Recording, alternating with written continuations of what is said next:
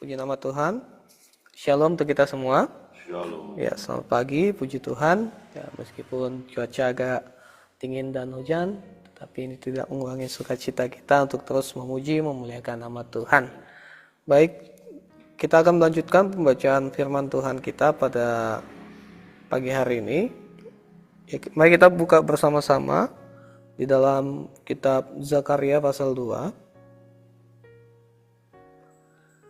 Zakaria pasal 2 kita akan membaca bersama-sama ayat 1 sampai yang kelima. Ya. Ini adalah satu kesatuan ya, tetapi kita membaca ayat 1 sampai 5. Sekali lagi, Zakaria pasal 2 ayat 1 sampai 5. Ya, kita akan bacanya bersama-sama 1 2 3. Aku melayangkan mataku dan melihat tampak seorang yang memegang tali pengukur. Lalu aku bertanya, kemanakah engkau ini pergi? Maka ia menjawab aku, ke Yerusalem untuk mengukurnya, untuk melihat berapa lebarnya dan panjangnya.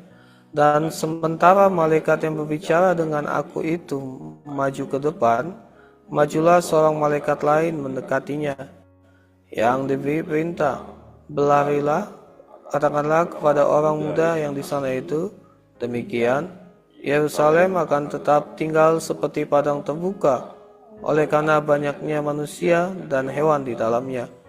Dan aku sendiri, demikianlah firman Tuhan, akan menjadi tembok berapi baginya di sekelilingnya, dan aku akan menjadi kemuliaan di dalamnya. Ya, demikian jauh pembacaan firman Tuhan.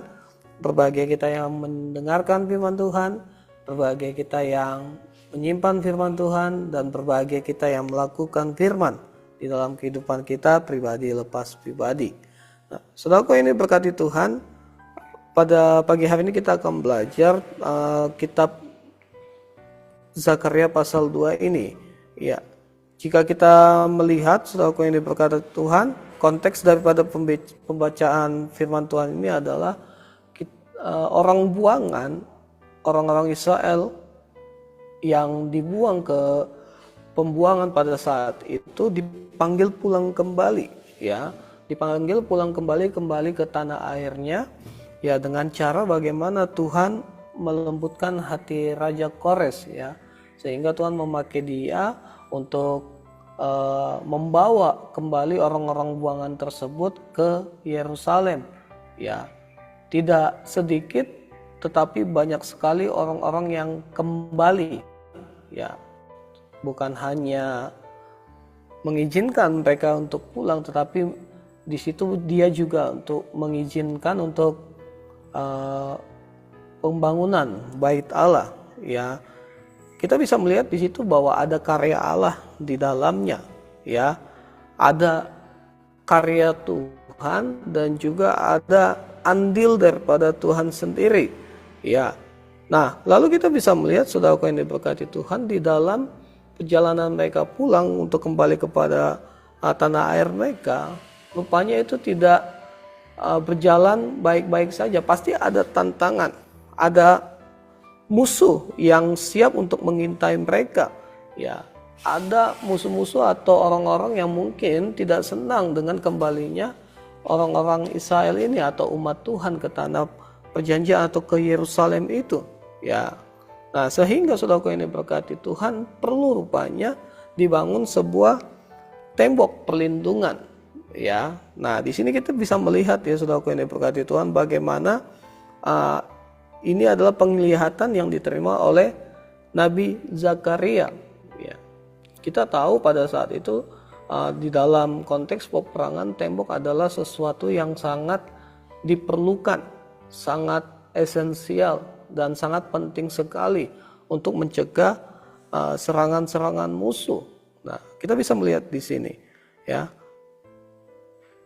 Ayat 4, yang diberi perintah, berlarilah, katakanlah kepada orang muda yang di sana itu, demikian, Yerusalem akan tetap tinggal seperti padang terbuka oleh karena banyaknya manusia dan hewan di dalamnya. Nah, jadi ketika ada sesuatu yang ingin dibangun, yaitu tembok, rupanya malaikat berkata tidak perlu, ya, dibangun tembok itu, ya. Padahal kita tahu orang-orang yang datang itu sangat-sangat banyak. Lalu apa kita bisa melihat apa maksudnya? Ada banyak orang, ada banyak masyarakat, sangat diperlukan tembok, tetapi penglihatan yang didapat adalah tidak perlu dibangun tembok itu. Ya, Yerusalem akan tetap tinggal seperti padang terbuka. Artinya dibiarkan saja. Nah, melihat, ya.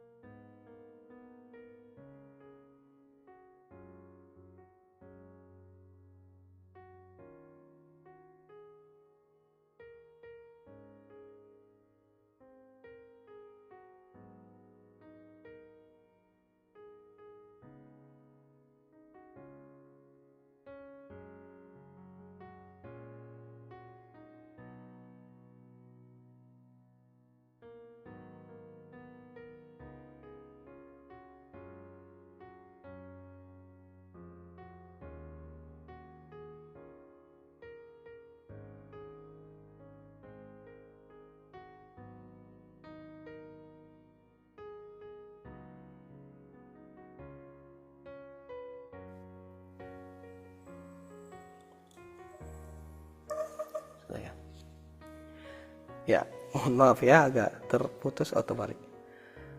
Terputus karena jaringan ya. Oke, kita lanjutkan. Ya, Tuhan akan menjadi tembok api atau tempat perlindungan bagi mereka. Ya. Nah, saudaraku yang diberkati Tuhan, ya, tembok adalah sesuatu yang kuat, ya. Tempat di mana orang-orang bisa berlindung dari serangan. Kalau kita lihat dalam konteks sekarang, ya bagaimana kita bisa melihat rumah-rumah yang bagus itu temboknya pasti kuat, ya. Bahkan ada juga tembok yang dibuat tinggi, ya, dibuat tinggi, tebal, pokoknya supaya bisa melindungi orang-orang yang tinggal di dalamnya, supaya merasa aman. Nah, tetapi tentu, ya, tembok itu juga tidak luput dari hal-hal yang mungkin bisa membuatnya rusak, ya, apakah itu cuaca, apakah itu kerusakan dan sebagainya. Ya, kita bisa melihat di sini apa yang bisa kita dapatkan. Yang pertama adalah kita percaya dari kebenaran firman Tuhan ini bahwa Tuhan adalah tempat perlindungan yang sejati. Amin. Ya. Tuhan adalah tempat perlindungan yang sejati. Ya, mungkin kita bisa berkata bahwa saya bisa berlindung kepada manusia, saya bisa berlindung kepada rekan-rekan saya bisa berlindung kepada orang tua saya bisa berlindung kepada orang-orang yang mungkin punya jabatan, punya kuasa. Tetapi ingatlah bahwa tempat di mana kita berlindung itu adalah di dalam Tuhan itu sendiri. Ya, janji Tuhan sangat jelas bahwa Dia yang akan menjagai umat Israel. Dia akan menjadi tembok yang berapi. Ya, saudara bisa membayangkan ya, tembok saja kalau dibuat itu sudah kuat, apalagi tembok yang berapi. Artinya Tuhan ingin menjelaskan bahwa hanya di dalam Dia itu ada perlindungan. Hanya di dalam Dia kita bisa merasa aman. Ya, di bagian lain kita bisa melihat Mazmur 91 ayat 2 berkata, Mazmur 91 ayat 2 berkata bahwa, lihat di sini, bahwa aku akan berkata kepada Tuhan, tempat perlindunganku dan kubu pertahananku, Allahku yang kupercayai. Ya, kita juga bisa melihat di sini bagaimana pemazmur sungguh mengakui bahwa Tuhan adalah tempat perlindungan. Ya, saudara yang diberkati Tuhan, jikalau saat-saat ini mungkin kita merasa takut, mungkin saat-saat ini kita merasa khawatir, datanglah kepada Tuhan. Kita percaya bahwa Tuhan yang akan melindungi kita, Tuhan yang akan menjagai kita, dan Tuhan yang akan memproteksi kita. Ya, asalkan kita mau hidup di dalam kebenaran, asalkan kita sungguh-sungguh melakukan apa yang Tuhan mau, asalkan kita sungguh-sungguh melakukan kehendak Tuhan.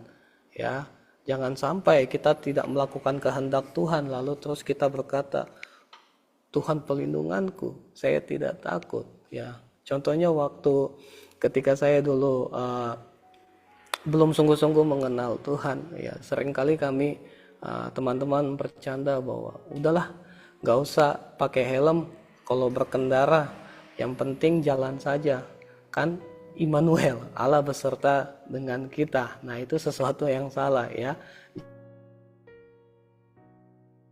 Melindungi kita, tetapi hal-hal yang penting, hal-hal yang membuat kita aman, itu harus tetap kita lakukan ya. Yang pertama itu, Tuhan adalah perlindungan kita, datang dan berharap kepada Tuhan.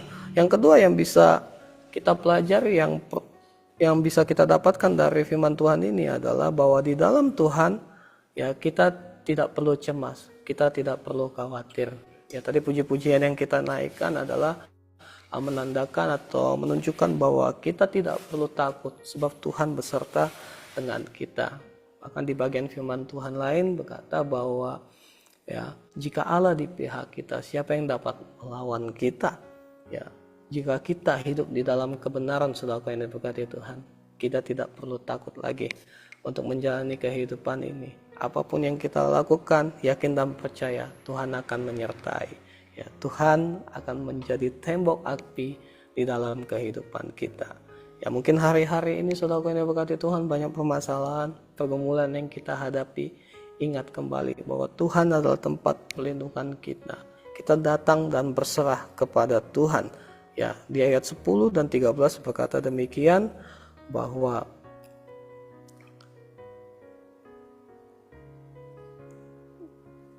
bersorak-soralah dan bersukarialah, hai putri Sion, sebab sesungguhnya aku datang dan diam di tengah-tengahmu. Demikianlah firman Tuhan.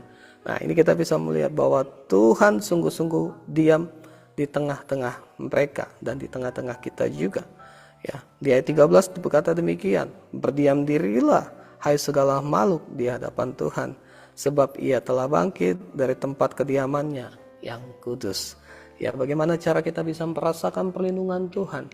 Tentu dengan kita berdiam di hadapan Tuhan, dengan kita sungguh-sungguh merasakan kasih Tuhan, dengan kita sungguh-sungguh merasakan hadirat Tuhan, merasakan berkat-berkat Tuhan itu, ya, sehingga nyata kasih Tuhan dan perlindungan Tuhan di dalam kehidupan kita pribadi lepas pribadi.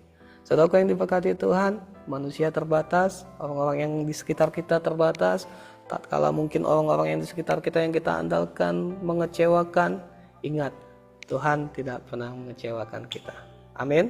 Ya, demikian firman Tuhan, kiranya boleh menjadi berkat di dalam kehidupan kita, agar kita terus percaya dan senantiasa mau berjalan bersama dengan Tuhan, berdiam dan berserah pada Tuhan, bahwa Tuhan adalah perlindungan kita, Tuhan adalah tembok dan pertahanan bagi kita, sehingga kita tidak perlu khawatir, tidak perlu takut dalam menjalani hidup ini. Amin.